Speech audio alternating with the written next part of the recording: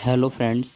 तो आज हम इस इक्वेशंस को सॉल्व करेंगे जिसमें आपको ए की जो वैल्यू होगी वो 3 से बड़ी चाहिए, बी की वैल्यू आपको 4 से बड़ी चाहिए और जो आपको इसमें ए और बी को ज्ञात करना है। और आपको क्वेश्चन दिया गया है A plus A B plus B बराबर 29 यानी कि 29। तो आप कैसे इस क्वेश्चन को सॉल्व करेंगे, तो देखिए आप सबसे पहले यहाँ से ए को ओवरनिस्ट यानी कि कॉमन करेंगे। तो जब आप ए को कॉमन करेंगे तो यहाँ पे रह जाएगा 1 प्लस यहाँ से ए चला जाएगा तो रह जाएगा बी, इस प्रकार से। फिर आप प्लस बी को ऐसा ही लिखेंगे बराबर में कितना 29 यानी कि 29 आएगा।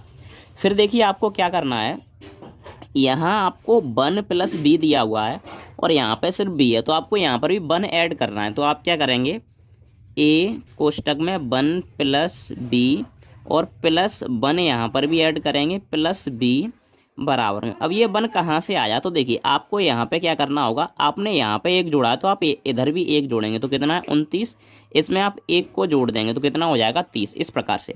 अब देखिए इसको अगर मैं ऐसे लिख दूँ ऐसे तो कोई गलत नहीं होगा, तो मैं यहाँ से 1 प्लस बी को भी ओवरनिस्ट कर लूँगा। तो देखिए ए यहाँ पे ऐसा ही रहेगा, यहाँ पे कितना रहेगा 1 प्लस बी और देखिए यहाँ से मैं 1 को कॉमन करूँ यदि तो ये ऐसा ही रहेगा कितना 1 प्लस बी, इस प्रकार से बराबर में 29 और एक मिलके कितना हो जाएगा 30। अब देखिए हम क्या करेंगे, यहाँ से एक में a प्लस 1 लिखेंगे तो a प्लस 1 और दूसरे वाले में हम लिखेंगे 1 प्लस बी, कितना 1 प्लस बी, इस प्रकार से। और बराबर में ये आपका कितना हो जाएगा 30, कितना हो जाएगा 30। अब देखिए यहाँ पे ये दो संख्याओं का गुणनफल 30 आ रहा है, किसका आ रहा है, दो संख्याओं का गुणनफल 30 आ रहा है। तो आप भी इधर इधर फैक्टर बना के इसकी वैल्यू को ज्ञात करेंगे। तो जैसे कि यहाँ पे देखिए 30 के फैक्टर कितने होते हैं, 2 गुणे में 15 और 3 गुणे में 10 और कितने 5 गुणे में 6, ये होते हैं आपके 30 के फैक्टर। यानी कि दो संख्याओं का गुणनफल इसी प्रकार से 30 बन सकता है। एक और बन सकता है 1 गुणे में 30, कितना 1 गुणे में 30। तो देखिए आप एक तो कभी भी नहीं ले सकते हैं, ठीक है ना, लेकिन फिर भी मैं आपको कंडीशन लेके बता दूं। उसने हमसे कहा है कि जो ए की वैल्यू होगी वो ग्रेटर देन 3 एंड बी की वैल्यू ग्रेटर देन 4। तो अगर हम फर्स्ट फैक्टर उठा के देख लें तो ये वाली जो कंडीशन होगी वो इसके बराबर होगी और जो ये वाली कंडीशन होगी वो इसके। तो हम यहाँ से ले सकते हैं कि a प्लस 1 बराबर हो जाएगा किसके, 2 के। तो अगर मैं a की यहाँ से वैल्यू निकालूँ तो कितनी हो जाएगी 1, लेकिन हमें a की वैल्यू चाहिए कितनी 3 से अधिक चाहिए, तो ये वाला फैक्टर तो हमारा नहीं चलेगा।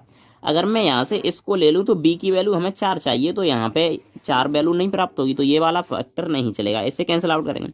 अगर मैं इसको ले लूँ इसको, तो देखिए मुझे b की वैल्यू क्या चाहिए 3, सॉरी यहाँ से मेरा जो फर्स्ट वाला होगा ये a प्लस 1 के बराबर हो जाएगा। तो यदि मैं रखूँ a प्लस 1 बराबर कितना 3, तो a की वैल्यू मुझे 2 प्राप्त होगी, एक उधर जाके घट जाएगा। तो क्या a की वैल्यू 2 मान्य होगी, नहीं, a की वैल्यू ये वाली मान्य नहीं होगी। और देखिए इसको रखूंगा तो a की वैल्यू 0 हो जाएगी, ये भी मान्य नहीं होगा, तो फैक्टर आपका ये वाला मान्य होगा। कौन सा वाला, ये वाला। तो आप इस कंडीशंस को इसमें अप्लाई करेंगे तो आप कैसे लिख सकते हैं, जैसे मैं आपको डायरेक्टली बता दूँ। जैसे अगर आप लिखना चाहें तो a प्लस 1 और कितना है 1 प्लस बी बराबर आप कितना लिख सकते हैं 5 इंटू में 6, ये भी दोनों गुणे में। तो देखिए इसको मैं 5 के बराबर मान लूँगा तो कितना हो जाएगा a प्लस 1 बराबर 5, तो a बराबर कितना हो जाएगा 4, कितना हो जाएगा 4, जो कि लागू करता है कि a बड़ा है 3 से। ये वाला नियम लागू हो रहा है ना कि a बड़ा है 3 से। उसी प्रकार से यदि मैं कंडीशंस को चेंज कर दूं कि मैं इसको इसके बराबर रख लूँ तो मैं कितना लिखूँगा 1 प्लस बी बराबर 6, तो ये 1 उधर जाके घट जाएगा, तो b बराबर कितना हो जाएगा 5, जो कि कंडीशंस लागू करता है कि b बड़ा है 4 से, b ग्रेटर देन 4। तो इस प्रकार से आपको यह सॉल्व करना था, जो कि आपका सत्य होता है, यानी कि सिद्ध भी होता है कि a की वैल्यू 4 से बड़ी है यानी कि 5 है और b की वैल्यू 3 से बड़ी है यानी कि 4 है। तो ऐसे क्वेश्चंस को आप चुटकियों में आसानी से इस प्रकार से सॉल्व कर सकते हैं। जय हिंद।